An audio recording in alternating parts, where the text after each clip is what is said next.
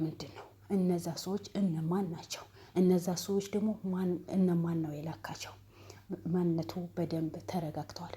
እናቱ ፓራላይዝ ልትሆን እንዳደረገ ታምራት እራሱ ነው። በእናቱ ላይ ጨክኖ ነው ይሄ ነገር ያደረገው። ዛሬ የታምራት እናትን የጣሉዋት ሰዎች፣ በመኪና አፍነው የወሰዷት ሰዎች በቁጥጥር ስር ውለዋል። እንኳን ደስ አላችሁ።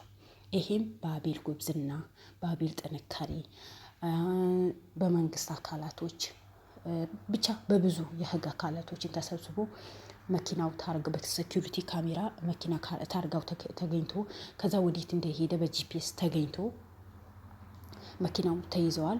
ልጆቹም ተይዘዋል። እንኳን ደስ አላችሁ። እያንዳንዱ ሚስጥር ተናግረዋል። ምንም ነገር አልደበቁም። መጀመሪያ የእርዳታ ድርጅት እንደሚሰሩ ነው የተናገሩት የነበረው። ግን አቤል ምንም ነገር ልሸውዱኝ አትሞክሩ፣ እኔ እያንዳንዱ ነገር አውቄያለሁ። ምን ድርጅት ላይ እንደምትሰሩ አውቃለሁ። ስራችሁ ምን እንደሆነ አውቃለሁ። አንዲት ሴት እናት ጎዳና ላይ ጥላችሁ ፓራላይዝ አድርጋችሁ በሽተኛ አድርጋችሁ እንደጣላችኋትም አውቀን ሰምተናል፣ አይተናል። በካሜራ ተይዛችኋል፣ በሴኩሪቲ ካሜራ ተይዛችኋል። ስለዚህ ያ ነገር በህይወታችሁ ላይ አደጋ ሊደርስ ካልፈለጋችሁ፣ ቤተሰባችሁ በጤንነት ሊኖር ከፈለጋችሁ እውነቱን ተናገሩ ተብለው ተጠይቀው ነበር። እነሱም ደግሞ ያው እንደምታውቁት ወንጀል የሰሩ ሰዎች በስነ ስርዓት ተናግሮ አያውቁም። ሁሌ ልፋት፣ ድካም፣ ዛቻ፣ ፍራቻ ብዙ ነገር ተደርጎባቸው ነው መጨረሻ ሚስጥሩ የሚያወጡት። ግን ዛሬ አቤል በጸባይ ነው የጠየቃቸው። እኔ የእናንተ ሚስጥር እጄ ላይ አለ፣ ብዙ የሰራችሁት ፋውል እጄ ላይ አለ። ስለዚህ ያ ነገር በሙሉ ሚዲያ ላይ ስላወጣው ያ ነገር በሙሉ ህዝብ ለማወቅ ካልፈለጋችሁ፣ ቤተሰባችሁ በሰላም ሊኖር ከፈለጋችሁ እኔ እናት የታምራት እናትን ምን እንዳደረጋቸው ተናገሩ ተብለው ነበር። እኛ ምን ማድረግ በመጀመሪያ ድርጅቱ ያው ጥሩ ድርጅት ነው፣ በጎ አድራጎት ድርጅት ነው ምናምን ብሎ ተናገሩ ነበር። ግን በመጨረሻ ድርጅቱ የበጎ አድራጎት ድርጅት ሳይሆን የባዕድ አምልኮ ድርጅት ነው። ወጣቶችን ሰብስበን አምጥተን ባለፈ እንደሰማነው ነው። ወጣቶችን እንዳለ ሰብስበን አምጥተን 666 እንዲያመልኩ ወይስ እንዲሰሩ በማህበረሰብ ላይ እንዲሰሩ ትምህርት ይሰጣቸዋል፣ ስልጠና ይሰጣቸዋል አለ። እሺ እንደ ታምራት አይነት እናቶችን ለምንድን ነው የሚሰበሰቡ ተብሎ ሲጠየቁ እነሱም እድሜያቸው ትንሽ ገፋ ስላለ ማህበረሰብ ስለሚሰማቸው የእውነት የሚያወሩ ሰው ይመስለውና ወደ እነሱ ጠጋ ስለሚል ሰው እነሱም በዚህ ልክ ማስተማር አለብን ብለን ነው በየቦታ ባላቸው የሞተ ልጅ የሌላቸው አቅመ ደካማ የሆኑትን ብር የሚያስፈልጋቸው የሚበሉ የሚጠጡ ያጡ ባላቸው የሞተባቸው ልጅ የሌላቸው እናቶችን ሰብስበን ነው እዛ ደረጃ ውስጥ የምናስገባው። ከዛ መጀመሪያ ብር ይሰጣቸዋል፣ ብዙ ብር ይሰጣቸዋል።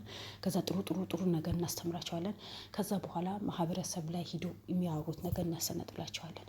እነሱም በዛ ልክ እነሱ ሳያውቁት የ666 አምልኮት ውስጥ እንዲገቡ ነው የምናደርጋቸው። ስለዚህ የታምራት እናትም በዛ ድርጅት ውስጥ ስልጠና የወሰደች የድርጅቱ የሴቶቹ ዋና ኃላፊ ሆና ተመርጣ ነበር።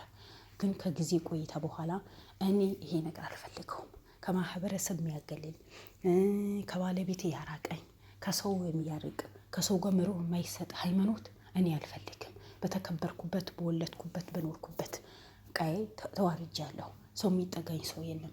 አንድ ሰው እንኳን ይሄ ነገር ጥሩ ነው ብሞት እንኳን መቶ ሬሳ የሚዘረጋልኝ ሰው ጠፍተዋል። ስለዚህ አልፈልግም፣ ከዚህ ድርጅት ሊወጣ ነው ስትል ጊዜ በዛ ሰዓት ነው ትእዛዝ ታዘን ወደ እሷ ቤት የመጣ ነው። እሺ ታምራት በዛ ቤት ምን አይነት ኃላፊነት ነው ያለው?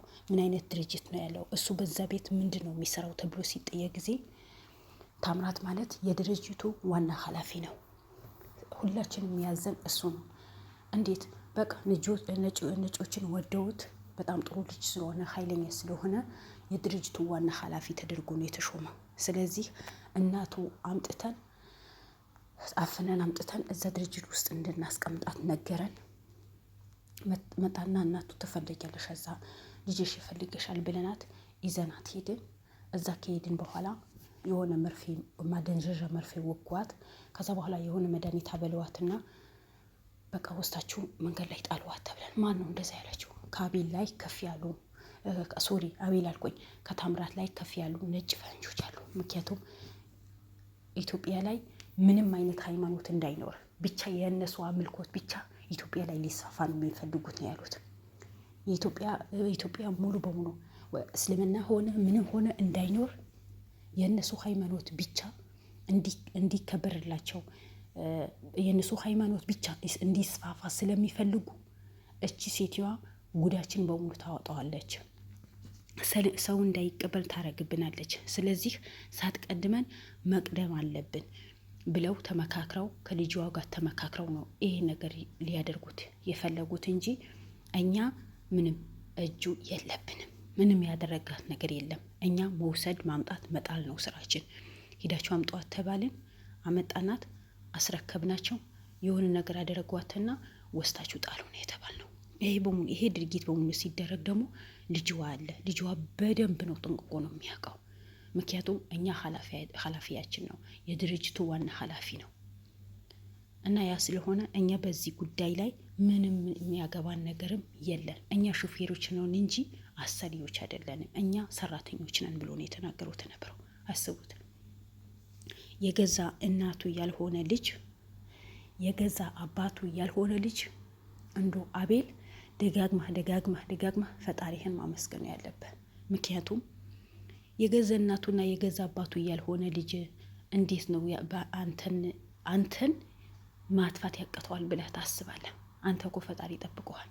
የእናቶች ዱዓ ነው የጠበቀ፣ የእናቶች ጸሎት ነው የጠበቀ እንጂ እሱና ሊያ አንተን ማጥፋት ቀላል ነበር። በጣም ጥቂት ነገር ቢዚ ነበር ነገር ለነሱ። ምክንያቱም 24 ሰዓት ካንተ ጋር ነው የሚውሉት። አዳር ብትለያዩ እንኳን ቀን በሙሉ ካንተ ጋር ነው ትገናኛላችሁ። እሷ የሰራችልህ ምግብ ነው የምትበላው። ቤትህ የምትኖረው እሷ ናት። እሱ ጓደኛ ነው፣ ቤትህ ይመጣል። በዙሪያ እኮ በጠላቶች እኮ ነው የተከበብኩ የነበረው አቤል። ዘበኛ ጠላትህ ነው፣ ሰራተኛ ጠላትህ ናት፣ ጓደኛ ጠላትህ ነው። በዙሪያ እኮ በጠላቶች እኮ ነው የተከበብከው። የገዛ ሰራተኛህን የቢሮ ሰራተኛህን ያንተ ጠላት ነው እንዴ? ምን ነው በዚህ ልክ?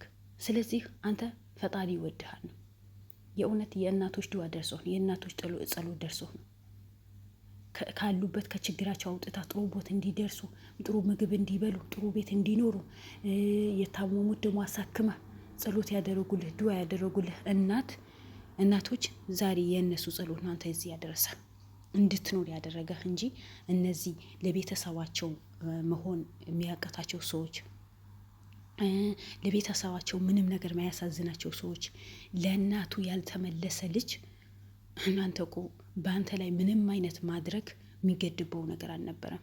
ግን ፈጣሪ ከለላ አድርጎልህ ነው ከነዚህ ከመጥፎ ሰዎች፣ ምንም የሰው ህይወት ከማያሳዝናቸው ሰዎች። ጭራሽ በእናቱ ላይ ይጨክናል። ጭራሽ ሰው በዚህ ልክ በእናቱ ይጨክናል? ወልዳ አሳድጋ አስተምራ ጥሩ ቦታ አድርሳ መጨረሻዋ አውጥቶ ጎዳና ላይ መጣል፣ መጨረሻዋ ፓራላይዝ ማድረግ፣ በዛውም በእናት ላይ በዚህ ልክን መጨከን አግባብ ነው? ለምን ይሉታል? ምን አይነት ተፈጥሮ ናቸው? እሺ የ666 አምላክ የሆኑ ግን ከሰው ሆድ እኮ ነው የወጡት።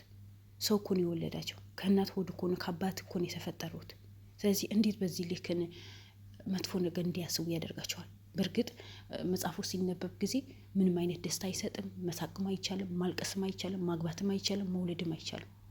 ስለዚህ ማግባትም መውለድም ካልተቻለ የእናንተ ሃይማኖት አይስፋፋም ማለት ነው።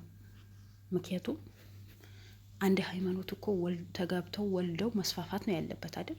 እንዲሰፋ ከፈለገ ግን እናንተ ጋር ማግባትም መውለድም አይቻልም፣ መደሰትም አይቻልም፣ ማዘንም አይቻልም፣ መሳቅም አይቻልም። ምንድን ነው ማለት? ዝም ብሎ ከሴጣን ጋር መጨፈር ነው? ሴጣን ፊት ለፊት ታዩታላችሁ ይሆናል። እስኪ አንዳችሁ ተናገሩ። ማለት እንዳለ ወጣቱ በሙሉ በዚህ መርዛችሁታል። እስኪ ምን አይነት ነው ማለት? ምን ብላችሁ ነው የምታመልኩት? ወይስ ምን ብላችሁ ነው የምትጸልዩት? ምን ብላችሁ ነው ዱዓ የምታረጉት? እስኪ አንዲ አስረዱን። እኛ እዚህ ውስጥ እንገባለን ማለት አይደለም፣ አላህ ይጠብቀን። ግን በማንኛውም ሃይማኖት እኮ መሳቅም መደሰትም፣ ለቅሶ ሲኖር መከፋት፣ ደስታ ሲኖር መደሰት፣ ማግባት፣ መውለድ፣ ሰው ከሰው ጋር መገናኘት ይፈቀዳል። ግን የእናንተ ምን አይነት ነው? ጦሲ? አረ ጦስኙ ሻይ ሲፈላበት እኮ በጣም ይጣፍጣል። የምን ጦሲ ነው? የእናንተስ ከፋ።